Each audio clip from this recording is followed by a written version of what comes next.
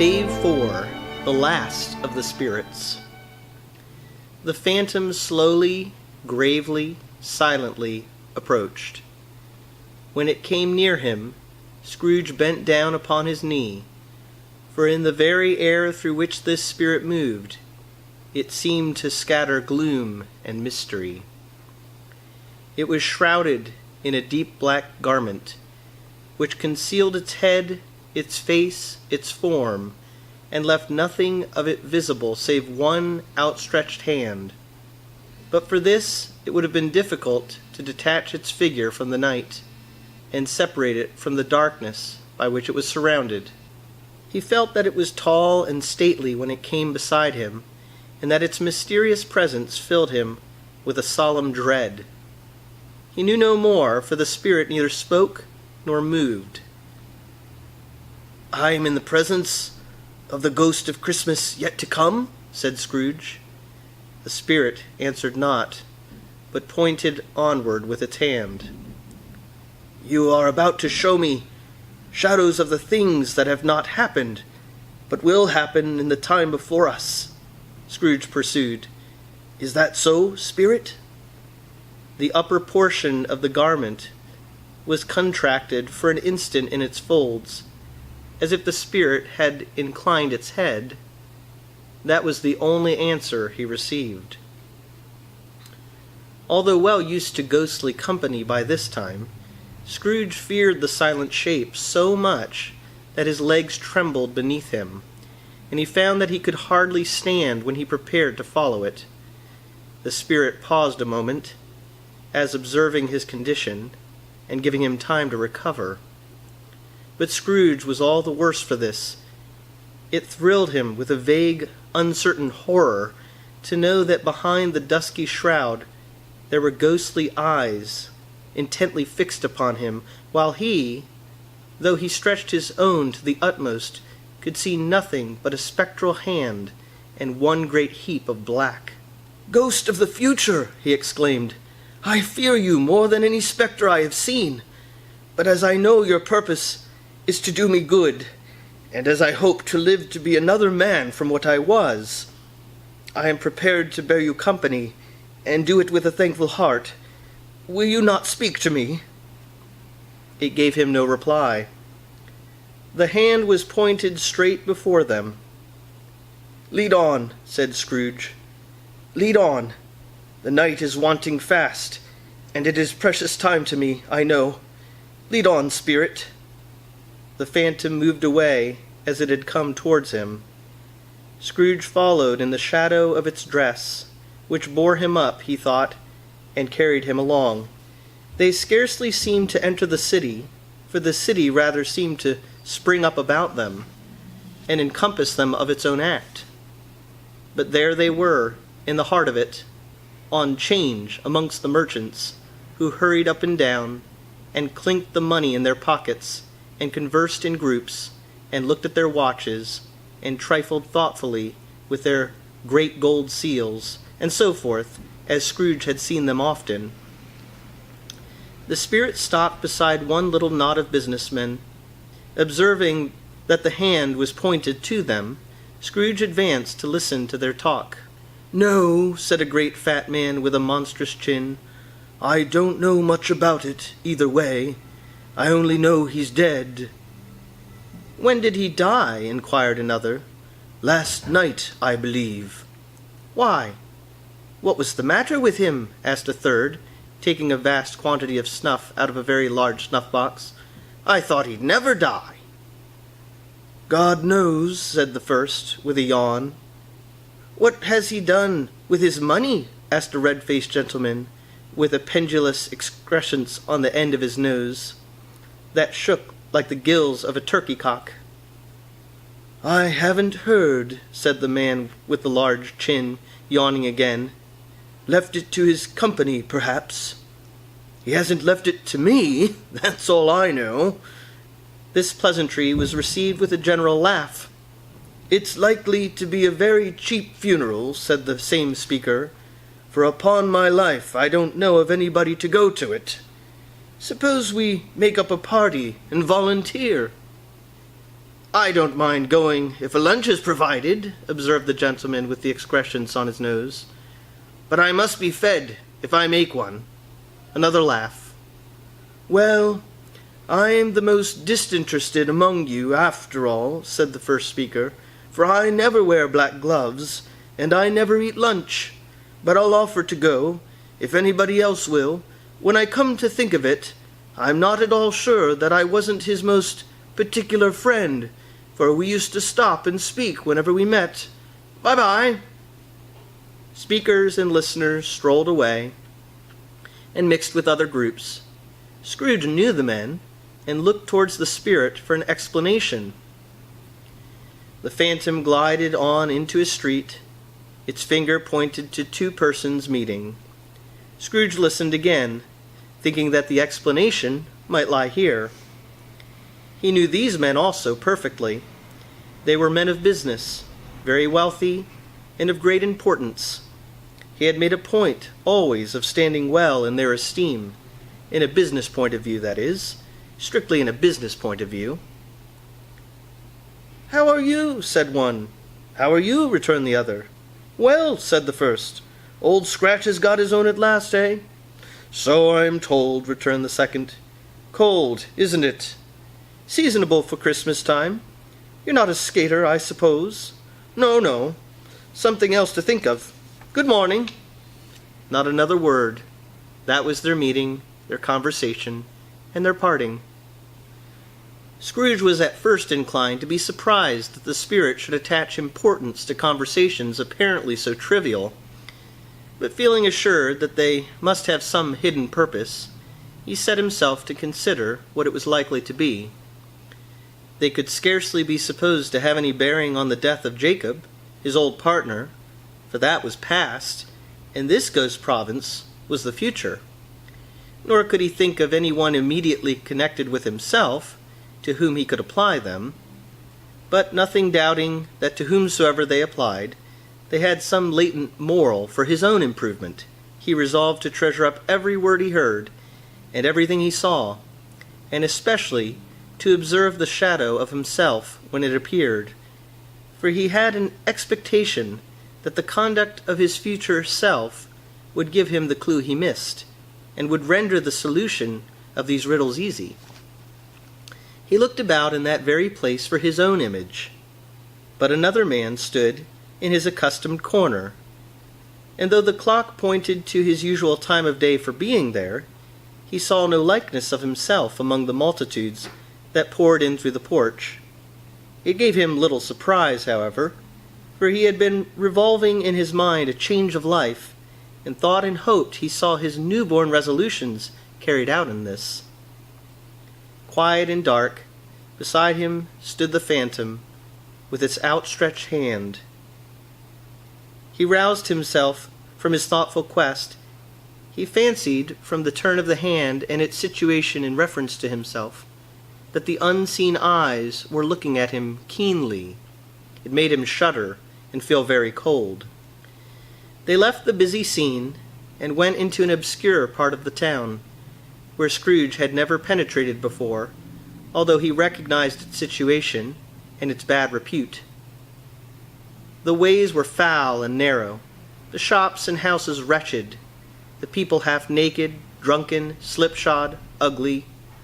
Alleys and archways, like so many cesspools, disgorged their offenses of smell and dirt and life upon the strangling streets, and the whole quarter reeked with crime, with filth, and misery. Far in this den of infamous resort, there was a low-browed beetling shop below a penthouse roof, where iron, old rags, bottles, bones, and greasy offal were bought. Upon the floor within were piled up heaps of rusty keys, nails, chains, hinges, files, scales, weights, and refuse iron of all kinds. Secrets that few would like to scrutinize were bred and hidden in mountains of unseemly rags, masses of corrupted fat, and sepulchres of bones. Sitting in among the wares he dealt in, by a charcoal stove made of old bricks, was a gray-haired rascal, nearly 70 years of age, who had screened himself from the cold air without by a frowsy curtaining of miscellaneous tatters, hung upon a line, and smoked his pipe in all the luxury of calm retirement.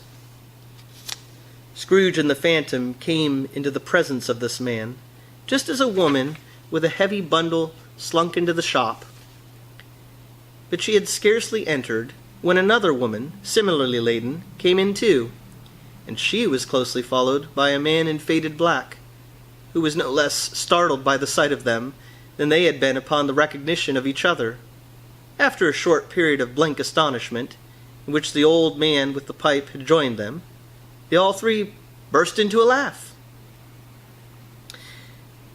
"Let the charwoman alone to be the first," cried the woman who had entered first.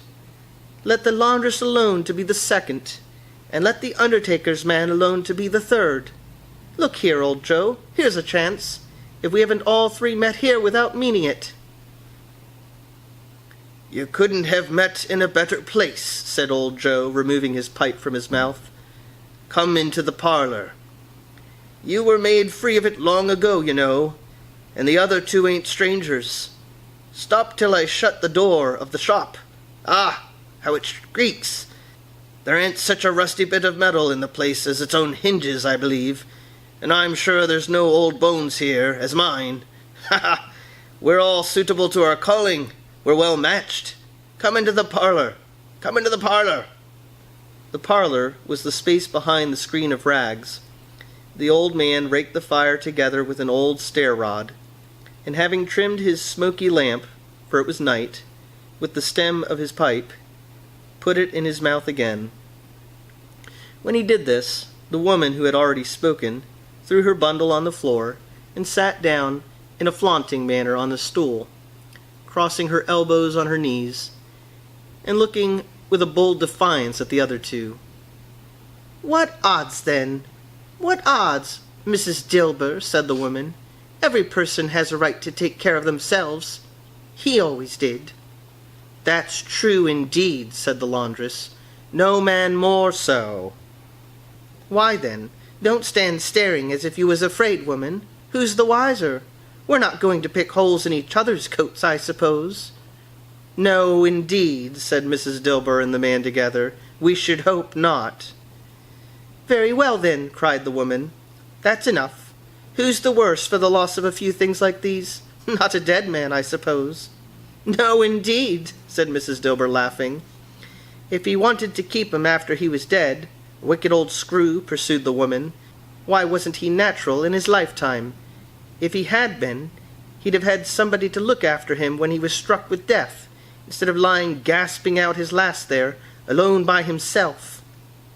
"It's the truest word that was ever spoke," said Mrs. Dilber. "It's a judgment on him."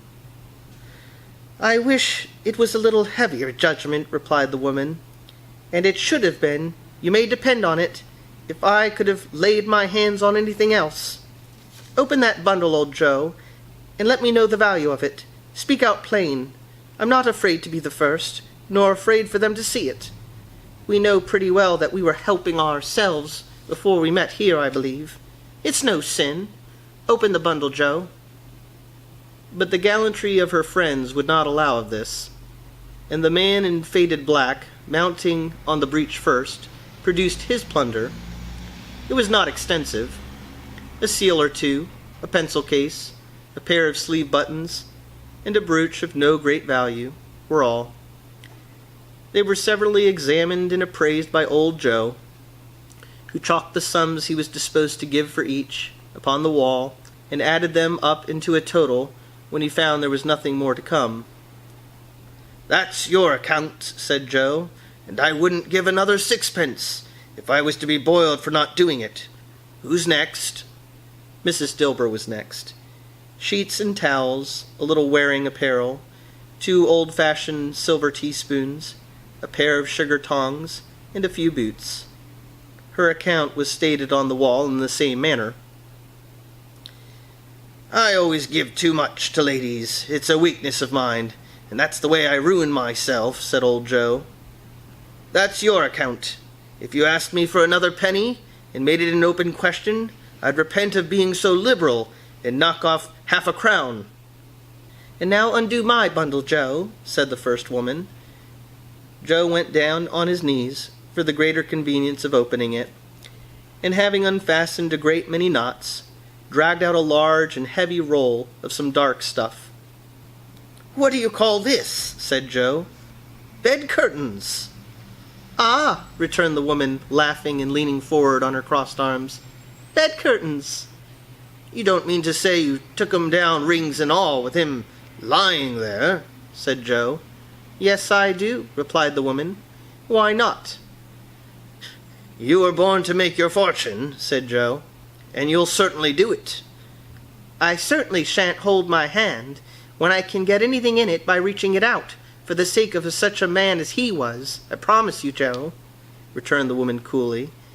"Don't drop that oil upon the blankets now." "His blankets?" asked Joe. "Whose else do you think?" replied the woman. "He isn't likely to take cold without him, I dare say."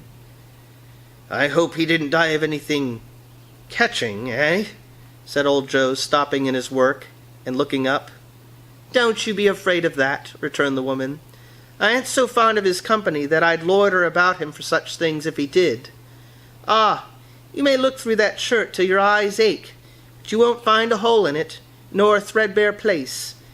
It's the best he had, and a fine one, too. They'd have wasted it if it hadn't been for me." "What do you call wasting of it?" asked old Joe. "Putting it on him to be buried in, to be sure," replied the woman with a laugh. "Somebody was fool enough to do it, but I took it off again. If calico ain't good enough for such a purpose, it isn't good for anything. It's quite as becoming to the body. He can't look uglier than he did in that one."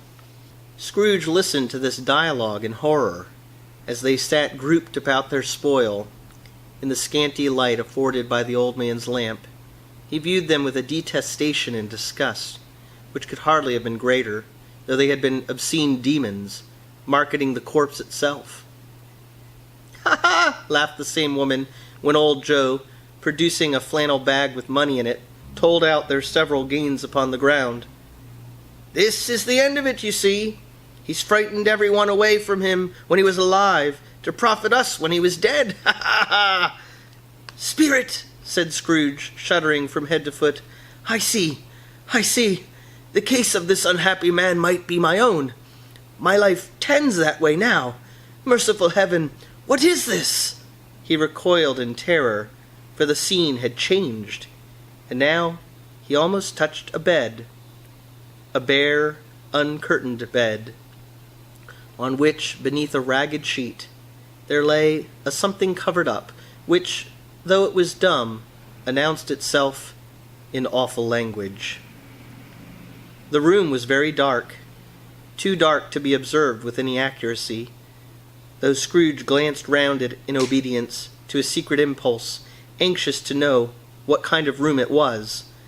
A pale light, rising in the outer air, fell straight upon the bed, and on it, plundered and bereft, unwatched, unwept, uncared for, was the body of this man. Scrooge glanced towards the phantom.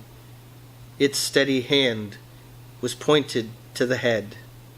The cover was so carelessly adjusted that the slightest raising of it, the motion of a finger upon Scrooge's part, would have disclosed the face.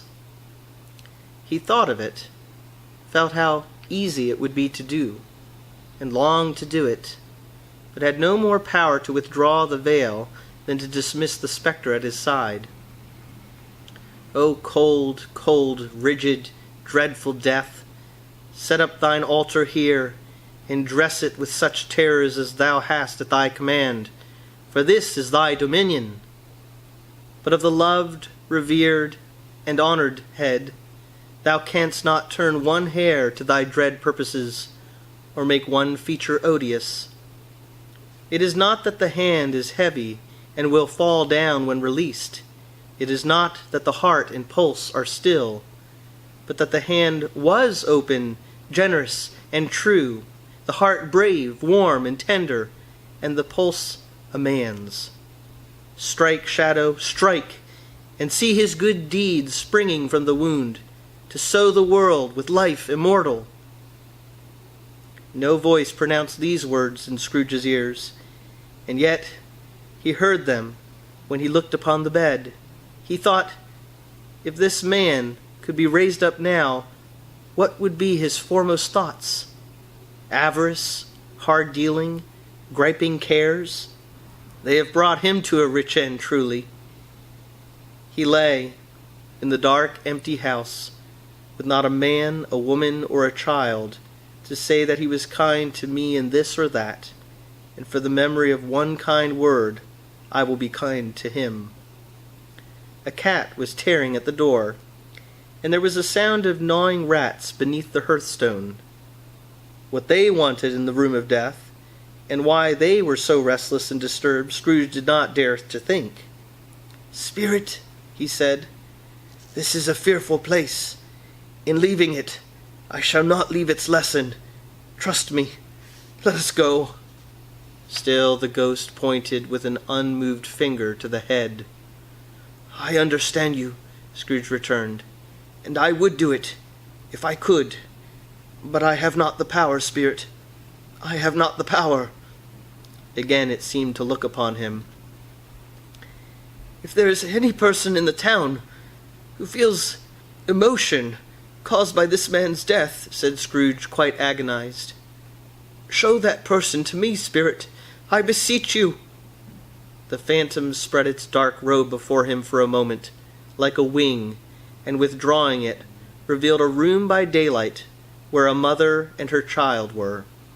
She was expecting someone, and with anxious eagerness, for she walked up and down the room, started at every sound, looked out from the window, glanced at the clock, tried, but in vain, to work with her needle, and could barely bear the voices of the children in their play. At length the long-expected knock was heard. She hurried to the door, and met her husband, a man whose face was careworn and depressed, though he was young. There was a remarkable expression in it now, a kind of serious delight of which he felt ashamed, which he struggled to repress. He sat down to the dinner that had been hoarding for him by the fire, and when she asked him faintly what news, which was not until after a long silence, he appeared embarrassed how to answer. "Is it good," she said, "or bad?" to help him. "Bad," he answered. "We are quite ruined?" "No, there is hope yet, Caroline." "If he relents," she said, amazed, "there is. Nothing is past hope, if such a miracle has happened." "He is past relenting," said her husband. "He is dead." She was a mild and patient creature if her face spoke truth, but she was thankful in her soul to hear it, and she said so, with clasped hands. She prayed forgiveness the next moment, and was sorry, but the first was the emotion of her heart. "What the half-drunken woman whom I told you of last night said to me, when I tried to see him and obtain a week's delay, and what I thought was a mere excuse to avoid me, turns out to have been quite true. He was not only very ill, but dying then." "To whom will our debt be transferred?" "I don't know, but before that time we shall be ready with the money, and even though we were not, it would be a bad fortune indeed to find so merciless a creditor in his successor. We may sleep tonight with light hearts, Caroline." Yes, soften it as they would, their hearts were lighter. The children's faces, hushed and clustered round to hear what they so little understood, were brighter, and it was a happier house for this man's death. The only emotion that the ghost could show him, caused by the event, was one of pleasure. "Let me see some tenderness connected with a death," said Scrooge, "or that dark chamber, Spirit, which we left just now, will be forever present to me."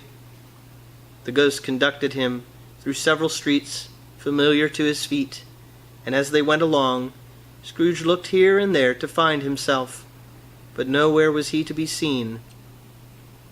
They entered poor Bob Cratchit's house. the dwelling he had visited before, and found the mother and the children were seated round the fire. Quiet, very quiet. The noisy little Cratchits were as still as statues in one corner, and sat looking up at Peter, who had a book before him. The mother and her daughters were engaged in sewing, but surely they were very quiet. And he took a child, and set him in the midst of them. Where had Scrooge heard those words? He had not dreamed them. The boy must have read them out as he and the spirit crossed the threshold. Why did he not go on? The mother laid her work upon the table, and put her hand up to her face. "The color hurts my eyes," she said. "The color? Ah, poor Tiny Tim." "They're better now again," said Cratchit's wife. "It makes them weak by candlelight, and I wouldn't show weak eyes to your father when he comes home, for the world. It must be near his time." "Past it, rather," Peter answered, shutting up his book. "But I think he has walked a little slower than he used these few last evenings, Mother." They were very quiet again. At last she said, and in a steady, cheerful voice, that only faltered once, I have known him walk with Tiny Tim upon his shoulder, very fast indeed." "And so have I," cried Peter. "Often." "And so have I," exclaimed another. "So had all." "But he was very light to carry," she resumed, intent upon her work, "and his father loved him so that it was no trouble. And there was your father at the door." She hurried out to meet him, and little Bob and his comforter, he had need of it, poor fellow, came in. His tea was ready for him on the hob, and they all tried who should help him to it most.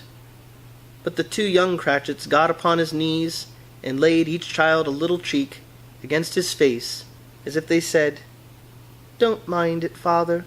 Don't be grieved." Bob was very cheerful with them, and spoke pleasantly to all the family. He looked at the work upon the table, and praised the industry and speed of Mrs. Cratchit and the girls. They would be done long before Sunday, he said. "Sunday? You went today, then, Robert?" said his wife. "Yes, my dear," returned Bob. "I wish you could have gone. It would have done you good to see how green a place it is. But you'll see it often. I promised him that I would walk there on a Sunday. My child, little child," cried Bob, "my little child." He broke down all at once. He couldn't help it. If he could have helped it, he and his child would have been farther apart, perhaps, than they were. He left the room, and went upstairs into the room above, which was lighted cheerfully, and hung with Christmas. There was a chair set close beside the child, and there were signs of someone having been there lately. Poor Bob sat down in it, and when he had thought a little, and composed himself, he kissed the little face. He was reconciled to what had happened, and went down again quite happy. They drew about the fire and talked, the girls and mother working still. Bob told them of the extraordinary kindness of Mr. Scrooge's nephew, whom he had scarcely seen but once, and who, meeting him in the street that day, and seeing that he looked just a little down, you know, said Bob, inquired what had happened to distress him. "On which," said Bob, "for he is the pleasantest spoken gentleman you ever heard," I told him. "I am heartily sorry for it, Mr. Cratchit," he said, "and heartily sorry for your good wife. By the by, how he ever knew that, I don't know." "Knew what, my dear?" "Why, that you were a good wife," replied Bob. "Everybody knows that," said Peter. "Very well observed, my boy," cried Bob. "I hope they do." "Heartily sorry," he said, "for your good wife. If I can be of service to you in any way," he said, giving me his card, "that's where I live. Pray come to me." "Now it wasn't," cried Bob, "for the sake of anything he might be able to do for us, so much as for his kind way, that this was quite delightful. It really seemed as if he had known our Tiny Tim, and felt with us." "I'm sure he's a good soul," said Mrs. Cratchit. "You would be sure of it, my dear," returned Bob, "if you saw and spoke to him. I shouldn't be at all surprised, mark what I say, if he got Peter a better situation." "Only hear that, Peter," said Mrs. Cratchit. "And then," cried one of the girls, "Peter will be keeping company with someone and setting up for himself." "Get along with you," retorted Peter, grinning. "It's just as likely as not," said Bob. "One of these days, though there's plenty of time for that, my dear. But however and whenever we part from one another, I am sure we shall none of us forget, or Tiny Tim, shall we, or this first parting that there was among us." "Never, father," they all cried. "And I know," said Bob, "I know, my dears, that when we recollect how patient and how mild he was, although he was a little child, we shall not quarrel easily among ourselves, and forget poor Tiny Tim in doing it." "No, never, father," they all cried again. "I am very happy," said little Bob. "I am very happy." Mrs. Cratchit kissed him, his daughters kissed him, the two young Cratchits kissed him, and Peter and himself shook hands. "Spirit of Tiny Tim, thy childish essence was from God." "Spectre," said Scrooge, "something informs me that our parting moment is at hand. I know it, but I know not how. Tell me what man that was, whom we saw lying dead."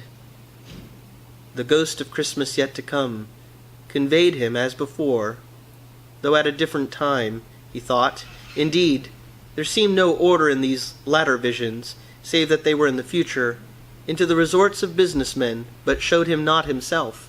Indeed, the spirit did not stay for anything, but went straight on, as to the end just now desired, until besought by Scrooge to tarry for a moment. "This court," said Scrooge, "through which we hurry now, is where my place of occupation is, and has been for a length of time. I see the house. Let me behold what I shall be in the days to come." The spirit stopped. The hand was pointed elsewhere. "The house is yonder," Scrooge exclaimed. "Why do you point away?" The inexorable finger underwent no change. Scrooge hastened to the window of his office and looked in. It was an office still, but not his. The furniture was not the same, and the figure in the chair was not himself. The phantom pointed as before. He joined it once again, and wondering why and whither he had gone, accompanied it until they reached an iron gate. He paused to look around before entering. A churchyard.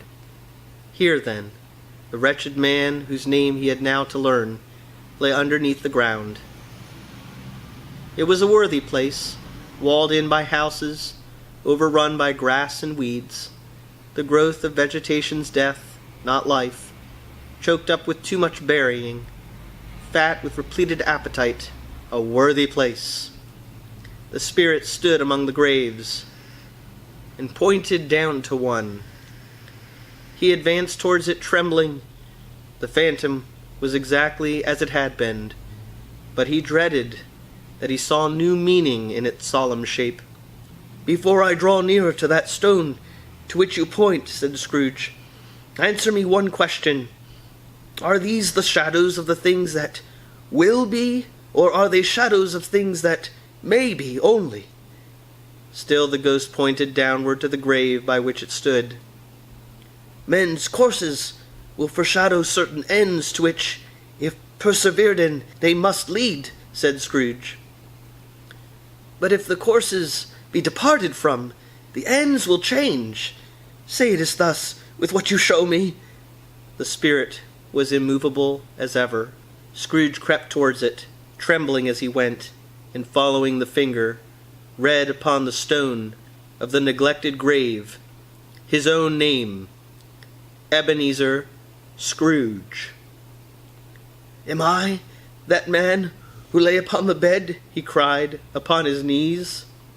The finger pointed from the grave to him. and back again. "No, spirit! Oh, no, no!"